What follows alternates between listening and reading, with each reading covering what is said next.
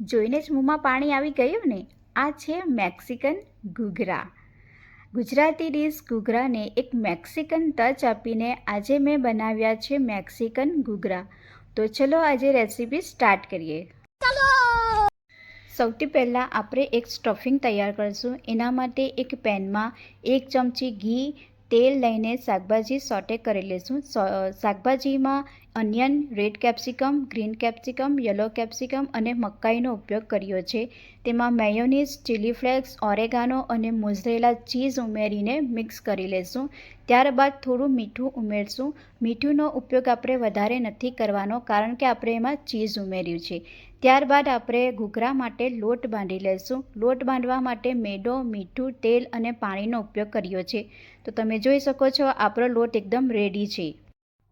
તો ચલો હવે આપણે ઘૂઘરા વણીને ઘૂઘરામાં સ્ટફિંગ ભરી લઈએ. તમે જોઈ શકો છો અહીંયા મેં ગ્લાસનો ઉપયોગ કર્યો છે. તમે ગ્લાસનો ઉપયોગ ના કરતા હોય તો પૂરીની જેમ પણ વણી શકો છો. તો ચલો હવે આપણે સ્ટફિંગ ભરી લઈએ. સ્ટફિંગ ભરીને ઘૂઘરાનો શેપ આપીને આપણે ઘૂઘરા રેડી કરી દઈશું. તો હવે આપણા ઘૂઘરા ફ્રાય થવા માટે રેડી થઈ ગયા છે. ઘૂઘરાને લોથી મીડિયમ ફ્લેમ પર ફ્રાય કરી લઈશું. ઘૂઘરા ફ્રાય થાય ત્યાં સુધી આપણે એક મેક્સિકન ડીપ બનાવી લઈશું. જેમાં મેં mayonnaise, chilli flakes, oregano, tomato ketchup અને શેઝવાન સોસનો ઉપયોગ કર્યો છે. મેક્સિકન ડીપ રેડી છે. આપણા ઘૂઘરા પણ ફ્રાય થઈ ગયા છે. તો ચાલો સર્વ કરી લઈએ.